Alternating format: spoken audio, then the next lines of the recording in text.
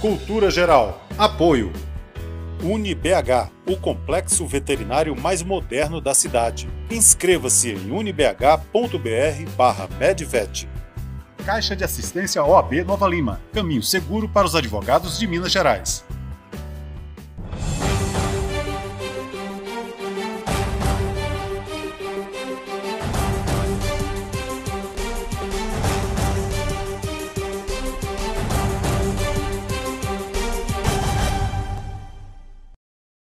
Olá, sejam todos muito bem-vindos ao Cultura Geral. É sempre um prazer fazer o Cultura Geral aqui na TV Banqueta e também na Rádio Cultura de Curitiba. A gente que tem tentado trazer um debate qualificado, uma forma de pensar, né? Que não é nada nova, mas tem faltado à sociedade brasileira. E eu acho que hoje é uma pauta que vai nos trazer algumas luzes, né? E também algumas reflexões. A gente vai falar um pouco de qualificar a vida, do debate, de uma boa conversa, né, de entender o momento presente que a gente está vivendo, entender isso ao âmbito da filosofia, da psicanálise, um pouquinho também da antropologia, e eu acho que nada melhor do que trazer uma pessoa extremamente qualificada, como o Jorge Ávila, para a gente poder tratar desse assunto, né? Ele que também é um admirador do Arnaldo Abujamra, foi assim que eu descobri ele no Instagram, e das frases curtas, mas diretas, né? Jorge, seja muito bem-vindo, é um prazer te receber aqui no Cultura Geral, nesse momento em que a palavra, como diz o Dunker aqui no programa, tem sido negligenciada. Então, trazer com essa qualidade é muito importante. Muito obrigado por aceitar nosso convite, seja muito bem-vindo mais uma vez. Agradeço a honra, participo com bastante alegria, estou à disposição para a gente conversar sobre o tema que for pertinente, que te parecer mais interessante, vamos lá. Jorge, para a gente começar esse papo, assim, até para a gente orientar as pessoas que estão nos assistindo agora, o que tem de você do Arnaldo Abujamra? Olha, o Arnaldo Abujamra, Antônio, o Arnaldo, Antônio. Certo. Tem o André também, grande músico. Todos os Abujamras, né? Todo mundo põe para pensar naquela casa, né? Não, sim, e aí me faz lembrar esse ato falho inicial é particularmente muito interessante por conta do Arnaldo Antunes, que é um grande, bom usuário da palavra. Mas para falar do Abujamra, você bem disse sobre frases curtas, o que dá para chamar de aforismos, né? É muito interessante conseguir passar uma mensagem com o engano da palavra, porque a palavra tem essa arbitrariedade, a complicação de não conseguir se explicar, mas de alguma forma tocar as pessoas que escutam, de modo conciso, objetivo, e mais precisamente fazendo pensar, cutucando, provocando, como dizia o próprio Abujamra, né? O programa Provocações, que é herdado pelo Marcelo Taz, que é um grande comunicador também, permanece mantendo essa manutenção da provocação. Abujamra fazia isso com um esplendor muito grande como ator, dramaturgo, diretor, né? E a minha admiração vem por conta de uma infância em que eu tive a alegria de presenciar essas falas, essas conversas provocativas, essas perguntas impertinentes, desagradáveis, os atos falhos, que são muito bem-vindos, até para parafrasear, não, para citar literalmente, o próprio Jacques Lacan, como psicanalista que sou, né? Os atos falhados são atos bem-sucedidos, palavras que tropeçam são palavras que confessam. Ô, Jorge, eu queria, aproveitando esse campo da psicanálise e também da filosofia, mas em primeiro momento da psicanálise, em que a gente tem trabalhado também muito aqui no Cultura Geral, perguntar para você assim, o que tem nos trazido nesse momento em que a palavra ela é quase que negligenciada, né? E, às vezes, por vezes, manipuladas. As palavras têm um significado e um significante, né? A ideia também. Como é que a gente pode entender esse momento e entender esse momento também no sujeito, né? No sujeito que, às vezes, não está se identificando, né? Está perdido nesse momento. Como é que a gente pode trazer isso para a discussão? Olha, é justamente pensando na palavra como um fragmento da linguagem, linguagem que é arbitrária, como eu disse anteriormente, considerando que as pessoas elas passam, sempre passaram por uma progressão, e talvez essa não seja a melhor palavra, mas por um movimento, digamos, social, cultural, em que a linguagem vá se modificando. Quando você diz a falta da palavra, bom, talvez a gente viva um momento em que a falta da palavra ela possa ser vista por mais de um viés, né? Dá para a gente pensar na falta da palavra quando não há o que ser dito no sentido de fogem as palavras, escapam, existe uma animosidade que não pode ser dita, uma cultura que não consegue se explicar, não consegue se pôr, não consegue se espraiar. E quem sabe a gente, talvez, diante disso, possa buscar no neologismo, nas novas significações, alguma forma mais criativa, né, de trazer novas palavras, ser mais... a gente pode ser mais inventivo, no mínimo, nesse sentido. Tomando sempre muito cuidado com aquilo que acaba sendo uma invenção pouco responsável, né?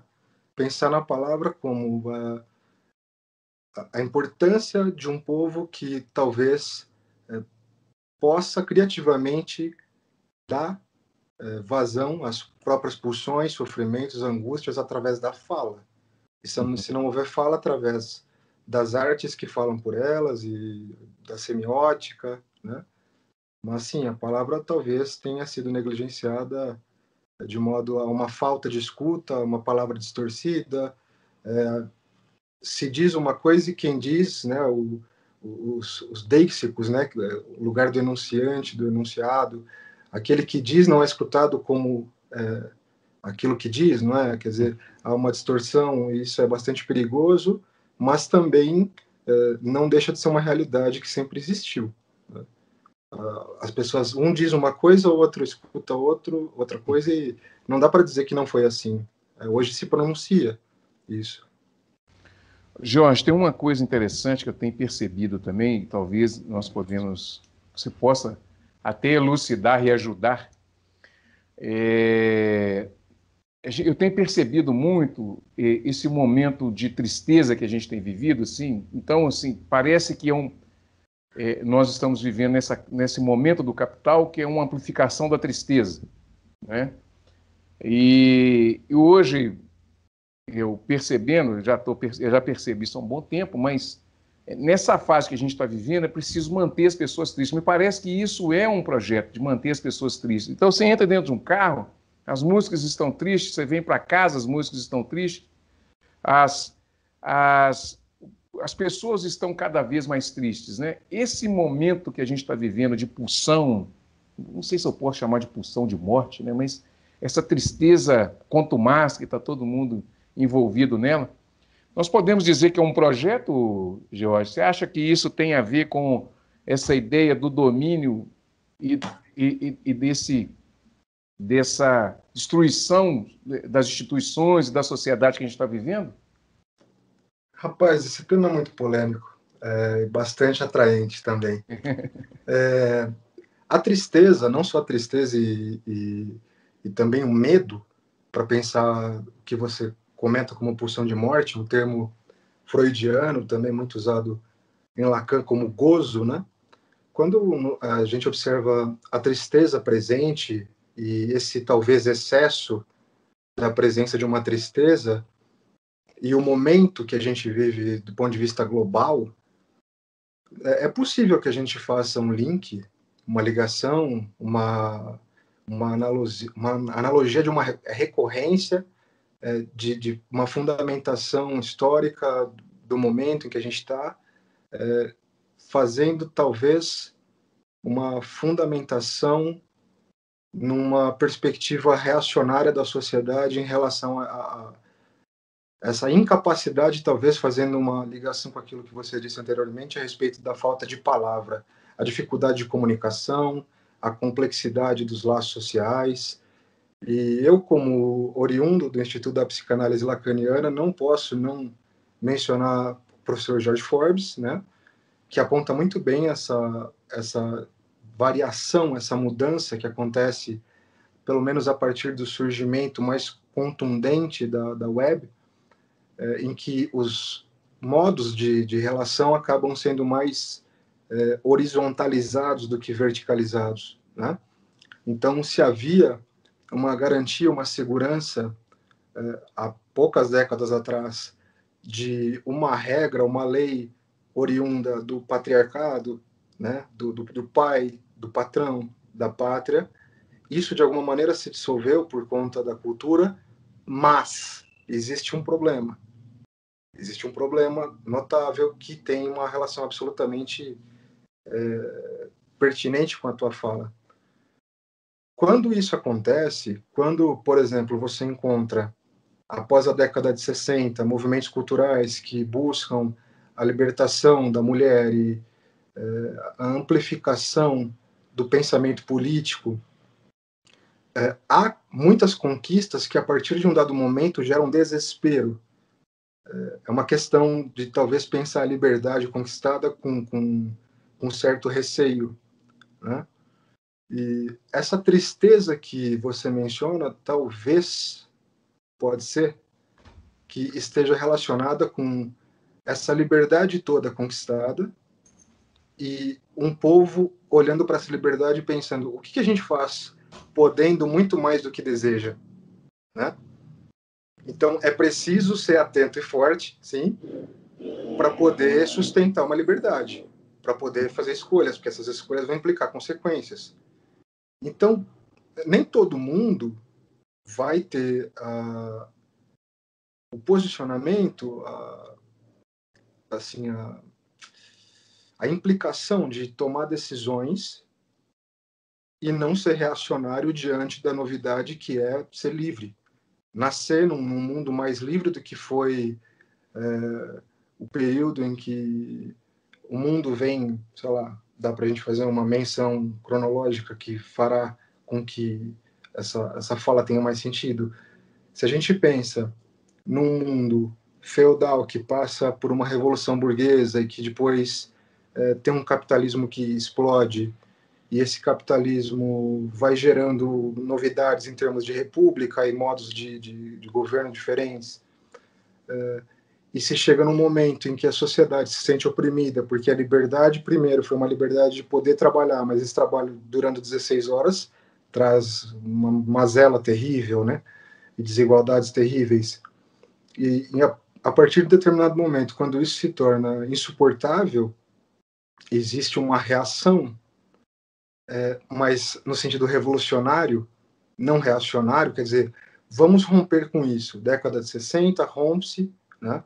Guerras, violência, tumulto, e depois disso o que há? Há mais liberdade, liberdade sexual, liberdade religiosa, liberdade subjetiva em termos gerais, né? E a partir, então, a web é importante, quer dizer, a internet é importante no sentido da democratização da fala, da palavra, da troca, das conversas. E quando você fala de tristeza para poder amealhar essa fala, por que não entender que uma geração toda que é criada, pautada pela liberdade, e quando chega a vida adulta não sabe o que fazer com a liberdade muito bem, porque precisa fazer escolha dá trabalho, né? Mas a liberdade também deu muito trabalho para ser conquistada. Talvez a gente perca a liberdade se a gente for reacionário. Não é incomum hoje encontrar adolescentes, jovens, que, por exemplo, são defensores de pautas progressistas, né? Que acreditam, por exemplo, na opção do aborto ou na liberação da maconha, né? Causas polêmicas, mas que são bolsonaristas, por exemplo, que são pessoas voltadas para um viés um pouco mais conservador, digamos. Então, isso já denuncia que há uma desconexão da lógica, né? Dessa juventude e dessa humanidade, por assim dizer, que se entende num lugar onde existe um não reconhecimento, uma falta de pertinência, um não saber sobre si por não haver escolha. Então a tristeza cabe muito bem. Não sei o que fazer com a minha liberdade, portanto vou gozar a minha tristeza, a minha raiva, o meu mal-estar, porque eu mesmo não sei quem sou e não sei o que fazer de mim. O que eu faço de mim mesmo? Que escolhas eu posso fazer? Então gosta de coisas antagônicas muitas vezes e não consegue lidar muito bem com isso, me parece. Isso reflete, Jorge, na cultura, isso vai refletir na música, na arte, vai refletir nisso, essa interligação, já que o homem também não consegue viver sem isso. Isso acaba refletindo também nesse tipo de indução de gosto? Pode acontecer isso? Sem dúvida. É muito curioso nós observamos o seguinte, quer dizer, eu estou falando com um público que pode ter acesso a essa conversa de qualquer parte do mundo, mas nós aqui no Brasil temos a possibilidade de observar uma coisa muito simplória, muito objetiva. O eixo Rio-São Paulo, ele, pensando, nos últimos 50 anos, produziu menos artistas do que Minas Gerais, por exemplo, né? Que teria um distanciamento do ponto de vista midiático do que o Rio de Janeiro, por exemplo, tem, ou do que São Paulo tem. Então, talvez essa criatividade tenha uma relação justamente, estou falando do ponto de vista geográfico, mas a gente pode falar do ponto de vista temporal, a gente pode falar do ponto de vista do mal-estar, né, existencial. Num período, por exemplo, de repressão, né, de 64 em diante, você tem a eclosão de uma série de pessoas precisando, buscando, desejando falar coisas. E agora? Agora existe a possibilidade de falar o que se quer e se fala o que se quer? Essa é uma grande questão, né? A cultura tem refletido o mal-estar na nossa cultura nos dias de hoje, né? Como isso está sendo posto? Se a gente tem uma mídia mais espraiada, se a internet possibilita isso, talvez a gente não tenha um canal só. Isso talvez dê a impressão de que não haja uma produção cultural tão massiva, mas se houver a observação de cada lugar, a gente vai notar que há gente pintando, há gente produzindo música, dentro do rap, dentro da música popular em geral, do próprio rock and roll, até hoje tem o trap, né? Um novo fenômeno musical, quer dizer, tudo isso vai refletindo as novidades daquilo que o ser humano vai podendo produzir, né? Em termos de linguagem ou de não linguagem também, né? Não há o que se dizer, então se faz a música eletrônica, por exemplo, que fala sem dizer.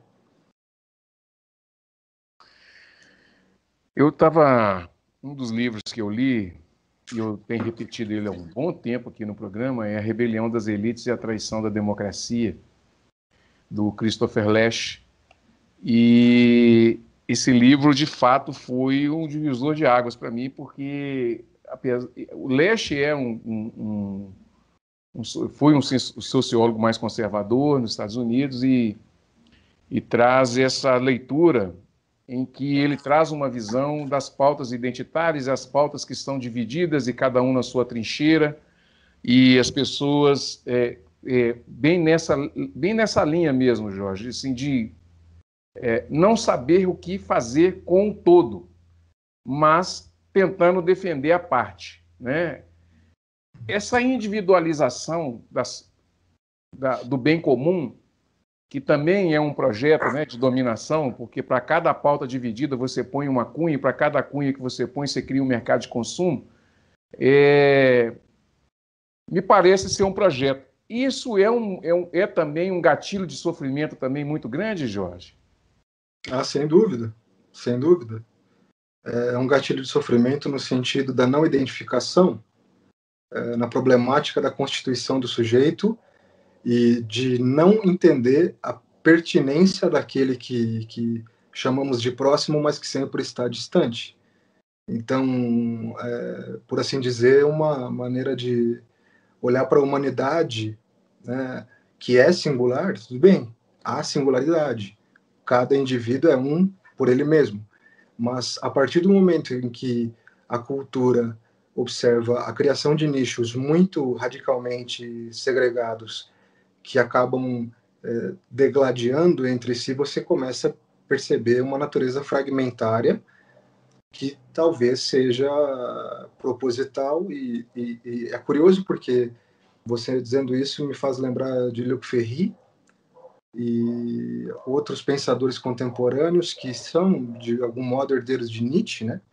E aí há uma crítica positiva, se dá para dizer assim, a Nietzsche quando ele derruba as transcendências.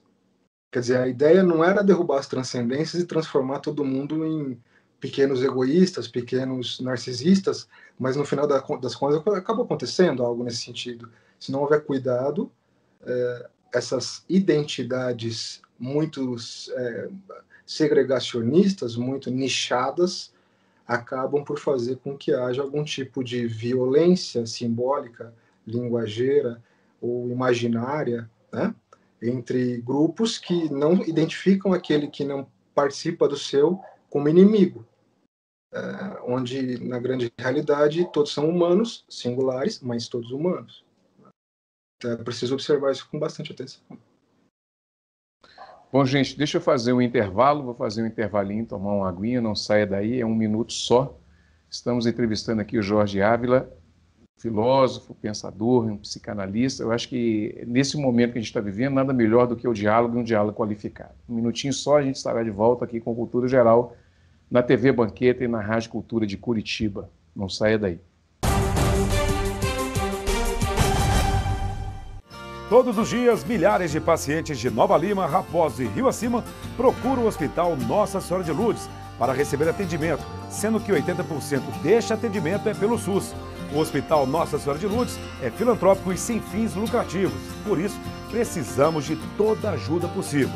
A sua doação é muito importante para a restauração do telhado do hospital, que é uma das necessidades emergentes.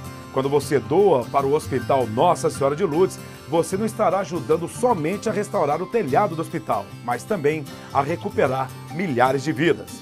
Quem está lá dentro precisa da ajuda de quem está aqui fora. Você pode doar qualquer valor e, para a sua maior comodidade, a nossa equipe vai até você. Seja um amigo do Hospital Nossa Senhora de Lourdes. Envie a mensagem "Quero doar" para o número que aparece aí no vídeo e saiba como ajudar. Hospital Nossa Senhora de Lourdes, humanidade, carinho e atenção à vida. Apoio TV Banqueta. A CAP, Casa de Acolhida Padre Eustáquio, trabalha para que crianças, adolescentes e seus acompanhantes tenham amparo e estrutura durante a luta contra o câncer e doenças hematológicas até a sua cura. Com trabalho, empatia, compromisso e transparência, a CAP transforma necessidade em esperança. Faça a diferença na vida das crianças e adolescentes com câncer e doenças hematológicas. Faça parte desta história. Conheça pessoalmente o nosso trabalho. Apoio TV Banqueta. Com fome, fica muito difícil aprender. Por isso, vamos entregar milhares de kits pedagógicos para crianças e jovens e para suas famílias, cestas de alimentos e de material de limpeza. Assim, todos vão estudar protegidos e bem alimentados. Não é fácil, mas com a sua ajuda é possível. Criança Nota 10. Proteger a infância é acreditar no futuro. Apoio TV Banqueta. Bom, de volta com Cultura Geral aqui na Rádio Cultura de Curitiba e na TV Banqueta, eu queria fazer uma pergunta para o Jorge sobre os movimentos culturais e diversidade. Eu acho que a gente está vivendo aí, discuti há poucos dias atrás com a Ananda Pushta essa pauta dos reality shows, né, em que expõe como... Também, né, às vezes as pessoas podem até pensar que eu fico falando aqui sobre teoria da conspiração, mas não é. Mas essas pautas sequestradas que a Globo ou a mídia traz, né, com esses reality shows, ela é uma coisa que precisa ser analisada e estudada com muita paciência e com muita inteligência. A gente não corre o risco grande, Jorge, de não entender essas armadilhas, como diz o Valim, em que o capital, né, e as redes de televisão, os meios de comunicação, eles, de fato, da grande mídia, né, são partes do capital, né, movimentam de acordo com as molas capitalistas e tal, Com essa ideia de movimentos culturais, diversidade, pautas identitárias, né? Isso, a gente não corre o risco de banalizar esse discurso e, às vezes, cair na armadilha, né, de demonizar aquilo que é muito legítimo? Olha, isso me faz ter a possibilidade de falar sobre uma coisa que me ocorreu hoje e que me pareceu muito perigosa. Claro, bom, os reality shows eles têm a proposta de fazer cumprir a tara do patrocínio, né? A sanha, o desejo, as satisfações do mercado. E a polêmica daquele próximo que comentávamos não é o próximo que você conhece, é alguém, mas você não tem nada a ver com isso quando não faz parte do teu nicho. E o pior é quando faz parte do teu nicho e, de alguma maneira, há um modo de criar uma, como você disse, armadilha para desmantelar causas legítimas, importantes, necessárias, fundamentais. Se nós formos observar de forma um pouco mais direta o reality show que está passando no momento, né, Big Brother, eu não tenho assistido, mas tenho acompanhado de perto os fenômenos, note bem, 3 pessoas pretas foram extirpadas do programa, quer dizer, e é curioso, é esquisito, dá para chamar atenção e é perigoso olhar para isso sem crítica, porque é como se houvesse uma falta de legitimidade nas defesas que quer dizer, essas pessoas faziam, e explorar isso de maneira negativa não dá para defender muito, porque se você coloca dentro de um ambiente fechado, existe um controle e há um tipo de violência, não dá para defender a violência verbal e o maltrato e a falta de respeito entre os integrantes do reality show, tudo bem, mas grosso modo, sem levar em consideração as pessoas, os CPFs, né, a individualidade desses que estavam lá, no final das contas, a gente vê que em 3 oportunidades sequenciais, 3 pessoas pretas foram expulsas, foram achincalhadas e, de alguma maneira, ainda que tenham cometido erros, é bom observar com atenção. Se, olha, vamos colocar ali dentro e vamos escolher quem vamos colocar ali dentro para polemizar essa questão, porque ainda que essas pessoas tenham cometido alguns, talvez,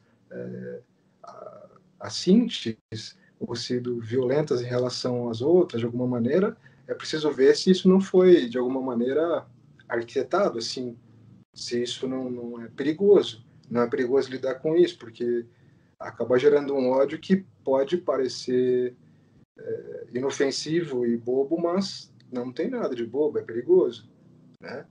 Quer dizer, confundir uma pauta com uma etnia, com um grupo que tem, sim, uma defesa absolutamente legítima. Então é um risco bastante grande e é preciso olhar com crítica para isso. Jorge, eu queria entrar no campo da pandemia.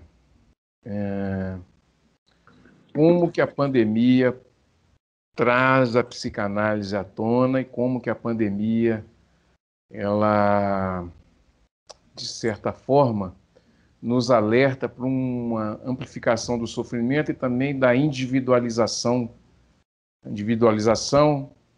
essa digitalização que já vinha em curso e agora amplifica mais ainda.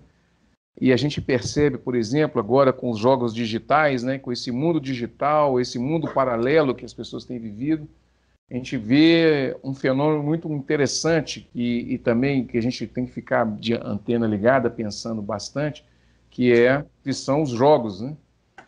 Esses jogos, principalmente aqueles que entram dentro da casa da pessoa, que colhem os dados da casa da pessoa, além da pessoa, né? Como que a gente pode pensar isso e de que forma a gente precisa começar a analisar esses momentos, Jorge? Olha, a pandemia é, curiosamente, uma situação que acabou gerando a tristeza da perda de vidas muito negligenciada, por muitos governos e por outros não negligenciada, mas que trouxe consequências muito negativas, tanto do ponto de vista sanitário quanto do ponto de vista econômico e do ponto de vista, então, mental. Também não dá para pensar na pandemia como algo não difícil de lidar, né? As pessoas acabaram ficando de maneira arbitrária, obrigatória, necessária, as que puderam, obviamente, né? Muita gente não pôde e seguiu trabalhando nas ruas e correndo um temerário risco, mas mesmo essas que ficaram trabalhando fora de casa, quando voltavam, ficavam na internet, ou ficam na internet, e essas maneiras de passar o tempo, ou de trabalhar, ou de estudar através da internet, acredito eu, tenha sido, ao mesmo tempo, a sorte do nosso período, né? A gente pôde contar com isso para poder continuar se comunicando, como a gente está fazendo aqui, e a gente pode também contar com isso para poder se expressar nas redes sociais e falar aquilo que, de repente, possa ser pertinente e interessante. E jogos podem ser bons meios didáticos para o ensino, mas é preciso também, óbvio, tomar cuidado com o tipo de dado que nós expomos na internet, porque isso absolutamente pode ser de um perigo atroz. Nós não sabemos em que medida a exposição da nossa individualidade acaba fazendo com que nós sejamos controlados, sejamos alvo de investidas, sabe-se lá de quem. Existem questões comerciais muito potentes por trás disso e a gente não tem acesso a esse tipo de informação. Se você for observar as plataformas, elas dão muito pouco acesso aos indivíduos. Se você tiver qualquer tipo de problema em qualquer rede social e entrar em contato, você não será respondido, né? Nós vemos isso acontecer com as fazendas de robôs e computadores e celulares ligados, e a compra de likes e a compra de apoio e intervenções em eleições. Então, há riscos e há maravilhas. Quer dizer, é muito pensar como, bom, um garfo pode ser um excelente objeto para que você se alimente, mas pode ser usado como uma arma também. É um risco. É um risco. A gente pode bem usar, como está fazendo aqui, ou em outras reuniões, ou nos próprios atendimentos remotos que a gente acaba fazendo, para a proteção dos pacientes e dos analistas também. Mas a gente corre risco, claro. E ter ciência desse risco me parece a melhor maneira de se defender dele.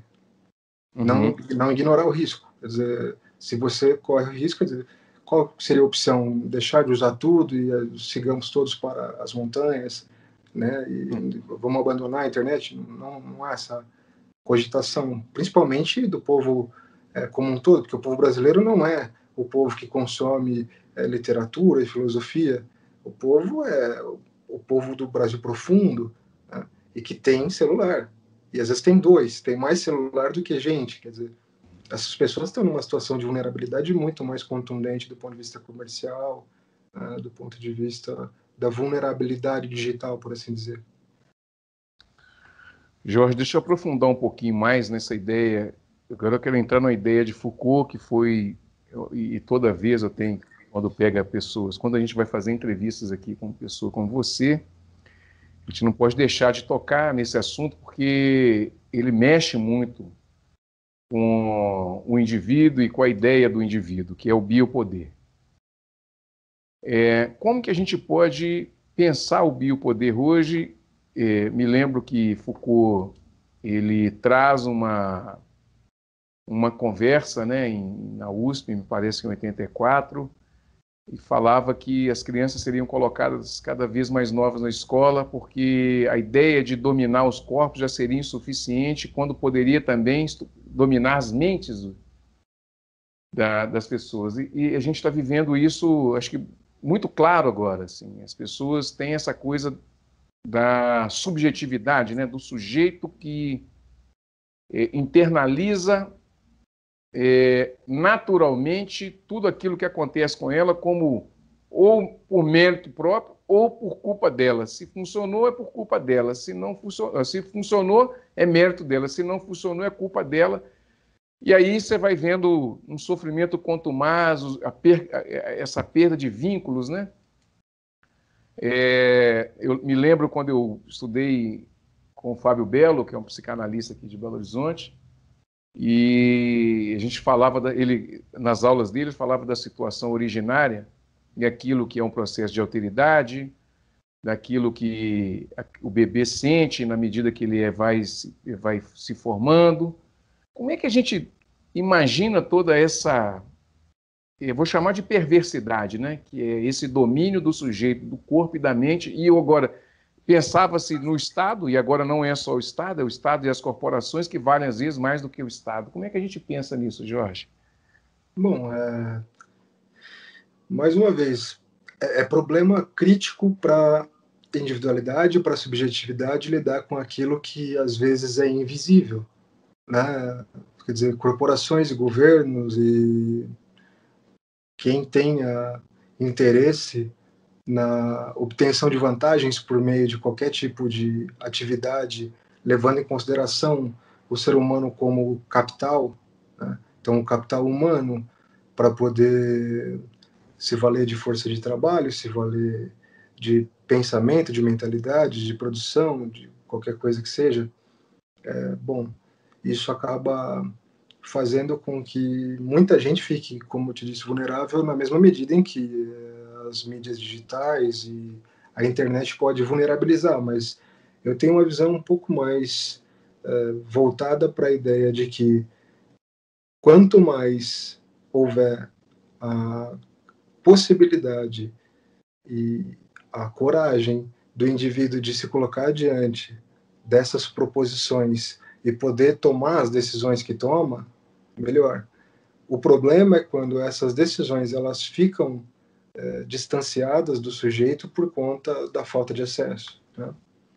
Então, quando se traz, além de tudo, a biologia, né, e bom, como a opção, não só a gente, quer dizer, vem de uma série de opções e agora, mais potentemente, as opções, inclusive, de como viveremos e morreremos, e a genética tem se modificado de modo a poder permitir que as pessoas tenham filhos com habilidades e cores e tamanhos como quiserem. Isso é um perigo eugênico terrível, mas, ao mesmo tempo, isso não tira,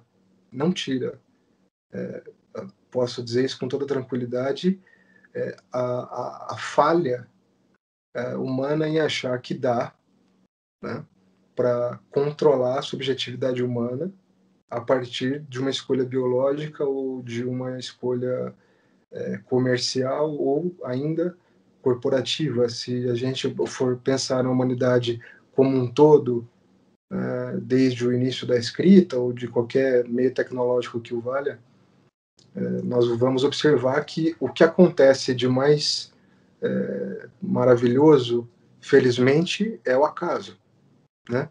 Então, lidar com o acaso, incluir o acaso na discussão, me parece muito pertinente, porque ainda que haja o risco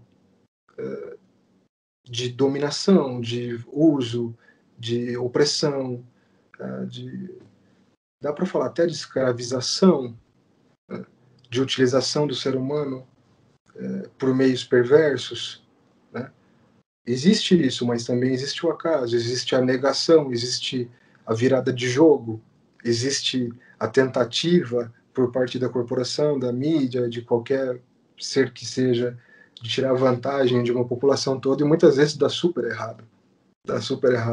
Isso se conecta com o que eu dizia logo no início, quando falávamos a respeito dessa perspectiva reacionária daqueles que têm medo de tomar decisões diante de uma liberdade que fica sem lugar, né?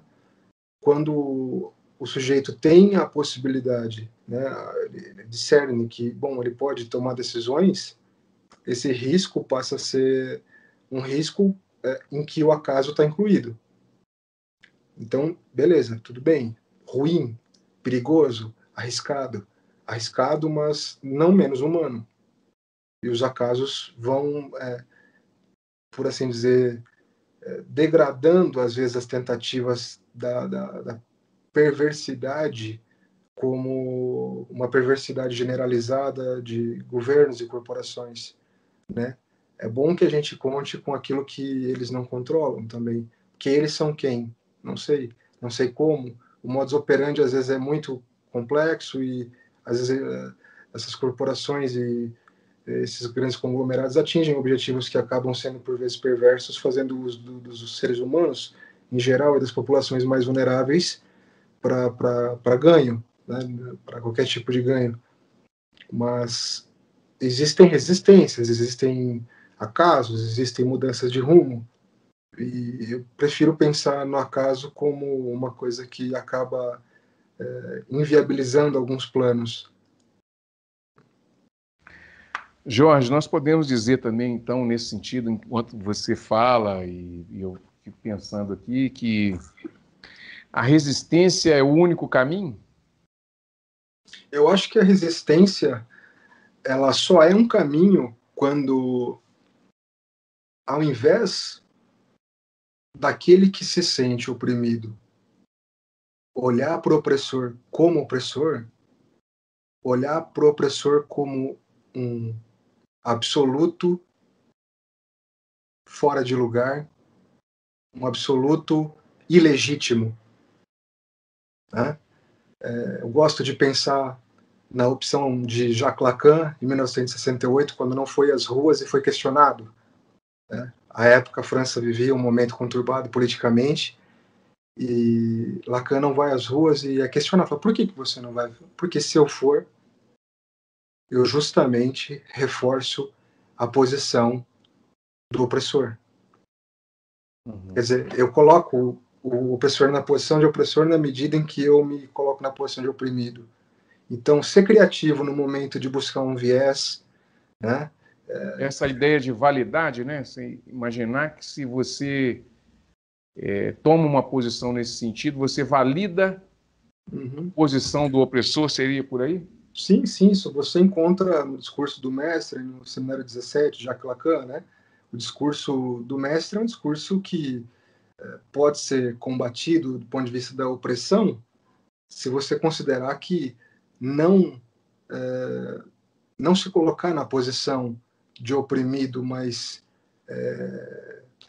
tirar a legitimidade, observar a não legitimidade desse, entre aspas, mestre, é a melhor maneira de dizimar o poder dele.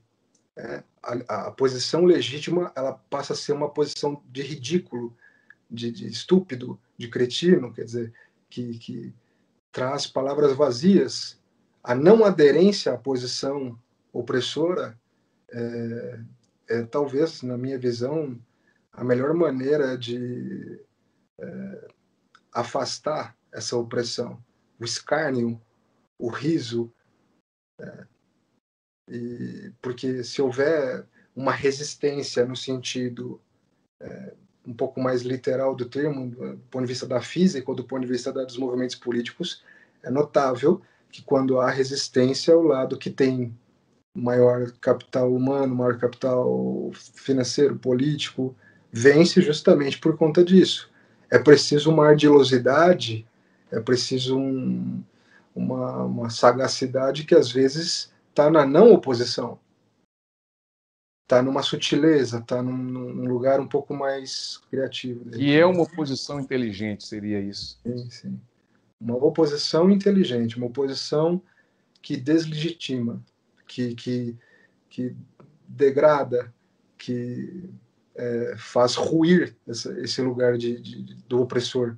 E quaisquer opressores vão ser absolutamente achincalhados quando ridicularizados, né? Então, como fazer isso? Aí já é uma questão mais complexa. Existem muitas maneiras de fazer isso. Mas isso, bom, é como Sartre, por exemplo, coloca, né? Odeio o oprimido, por assim dizer, que respeita o seu algoz. Então, odiar também é uma coisa muito forte, mas vem de Sartre, né? Quer dizer, bom, Respeitar o algoz é justamente considerar o algoz. Bom, sair dessa posição, falar, bom, ele não é, deixa ele para lá, vou fazer as minhas coisas. É como uma renúncia a esse opressor. Então, de modo a mudar a linguagem em relação de resistência, porque ao invés de resistir, você abandona. É como é um judô, sabe? Uhum. Quando o opressor vem violento, babando para cima, sai da frente dele, ele cai, tropeça, bate a cara, todos riem. De repente, essa seja uma coisa muito mais eficiente do que resistir, principalmente quando quem resiste não tem muitas armas, né? Não tem muitos meios para poder se defender. Bom, gente, deixa eu fazer mais um intervalinho, fazer mais um intervalo aqui. Nós estamos indo para a parte final da entrevista. Não saia daí, continue aqui na Rádio Cultura de Curitiba e também na TV Banqueta. Em um minutinho só estaremos de volta com mais Cultura Geral, entrevistando aqui esse grande intelectual que é o Jorge de Ávila. Não saia daí. Todos os dias, milhares de pacientes de Nova Lima, Raposo e Rio Acima procuram o Hospital Nossa Senhora de Lourdes para receber atendimento, sendo que 80% deste atendimento é pelo SUS. O Hospital Nossa Senhora de Lourdes é filantrópico e sem fins lucrativos, por isso precisamos de toda a ajuda possível. A sua doação é muito importante para a restauração do telhado do hospital, que é uma das necessidades emergentes. Quando você doa para o Hospital Nossa Senhora de Lourdes, você não estará ajudando somente a restaurar o telhado do hospital, mas também a recuperar milhares de vidas. Quem está lá dentro precisa da ajuda de quem está aqui fora. Você pode doar qualquer valor e, para a sua maior comodidade, a nossa equipe vai até você. Seja um amigo do Hospital Nossa Senhora de Lourdes. Envie a mensagem "Quero doar" para o número que aparece aí no vídeo e saiba como ajudar. Hospital Nossa Senhora de Lourdes. Humanidade, carinho e atenção à vida. Apoio TV Banqueta. A CAP, Casa de Acolhida Padre Eustáquio, trabalha para que crianças, adolescentes e seus acompanhantes tenham amparo e estrutura durante a luta contra o câncer e doenças hematológicas até a sua cura. Com trabalho, empatia, compromisso e transparência, a CAP transforma necessidade em esperança. Faça a diferença na vida das crianças e adolescentes com câncer e doenças hematológicas. Faça parte desta história. Conheça pessoalmente o nosso trabalho. Apoio TV Banqueta. Com fome, fica muito difícil aprender. Por isso, vamos entregar milhares de kits pedagógicos para crianças e jovens e para suas famílias, cestas de alimentos e de material de limpeza. Assim, todos vão estudar protegidos e bem alimentados. Não é fácil, mas com a sua ajuda é possível. Criança Nota 10. Proteger a infância é acreditar no futuro. Apoio TV Banqueta.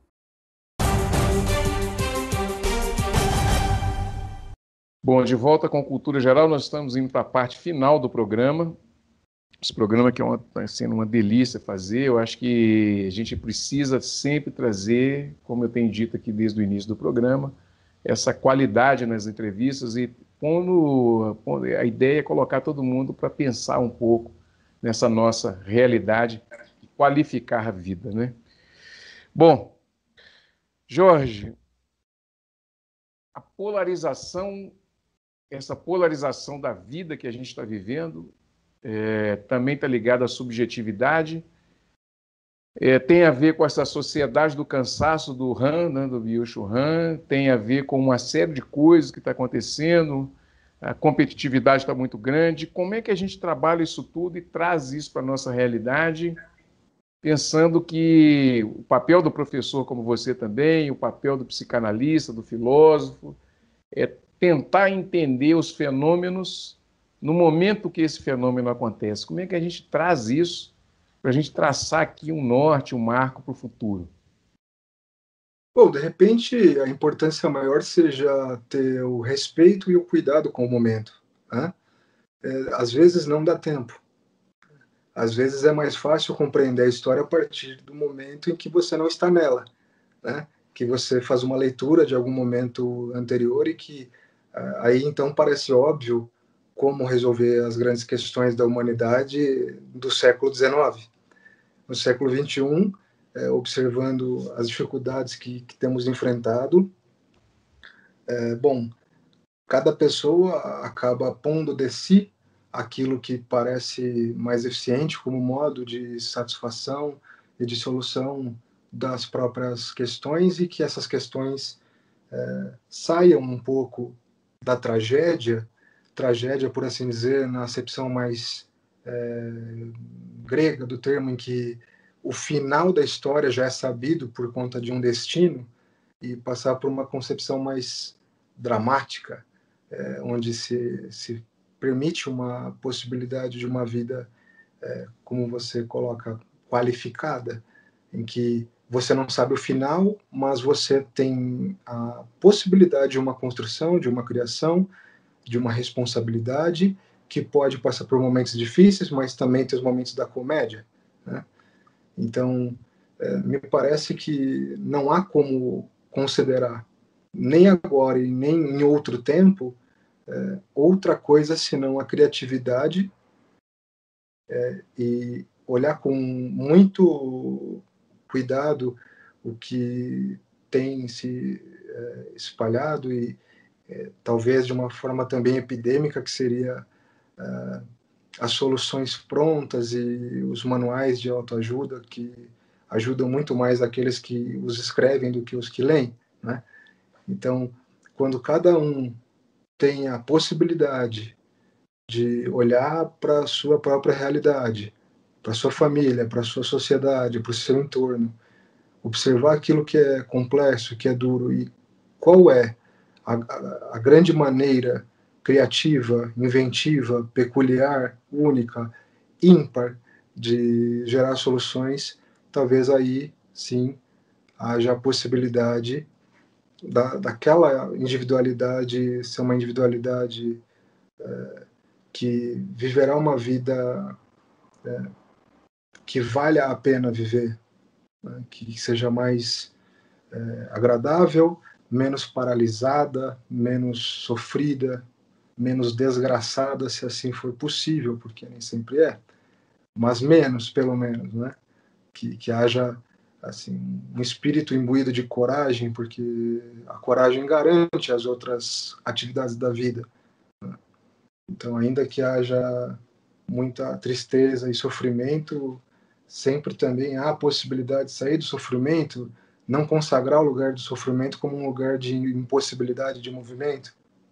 Ainda que seja complicado, o sofrimento muitas vezes é um lugar de acomodação, é um sofrimento caloroso, é um sofrimento já conhecido.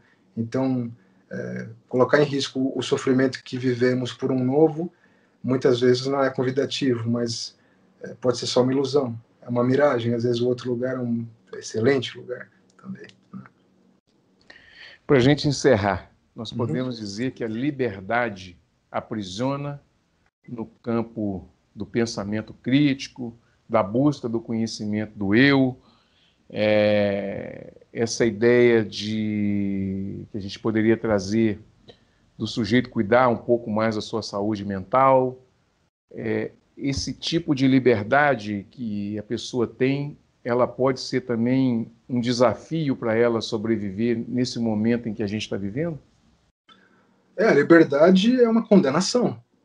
A liberdade é uma contingência, a liberdade é aquilo que difere o ser humano de quaisquer outros seres vivos desse planeta. Bom, e não escolher, óbvio, isso já é bastante batido e até cansado de se dizer, né? Não escolher é uma escolha. E é uma escolha muito pouco criativa, muito pouco responsável. A liberdade considerada como uma condenação pode ser vista da seguinte maneira: bom, se é uma condenação e não tem como eu não ser livre, quer dizer, não tem como eu não escolher, ou no mínimo o que eu posso fazer de melhor numa posição covarde é não escolher nada, e já escolhendo isso, é tomar decisões e fazer movimentos diante da liberdade que é arbitrária, para poder, por exemplo, se esquivar desses discursos opressores, de um mestre que diz o que é certo e o que é errado.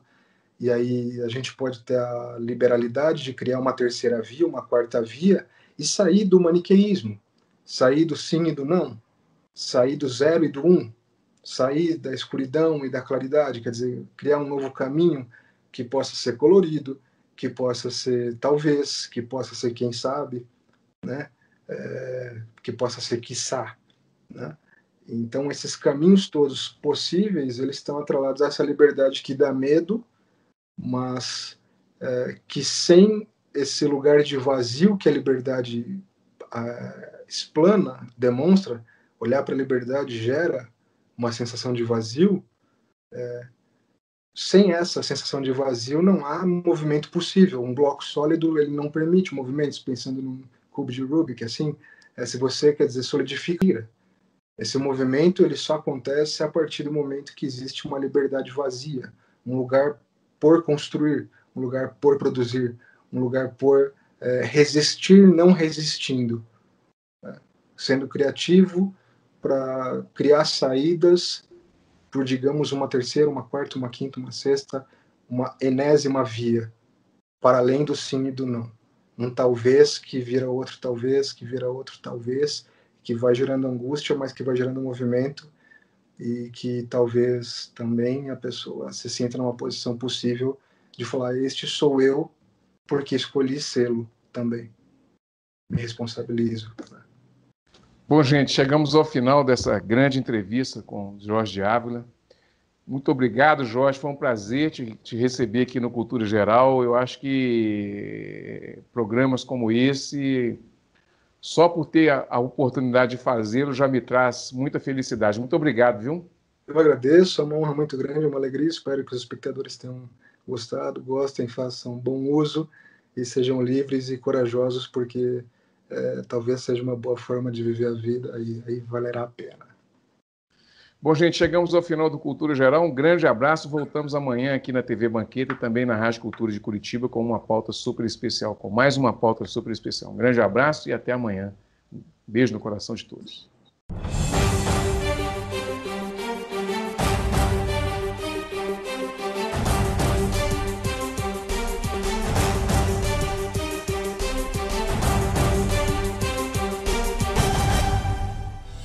Cultura Geral. Apoio. UniBH, o complexo veterinário mais moderno da cidade. Inscreva-se em unibh.br/medvet. Caixa de Assistência OAB Nova Lima. Caminho seguro para os advogados de Minas Gerais.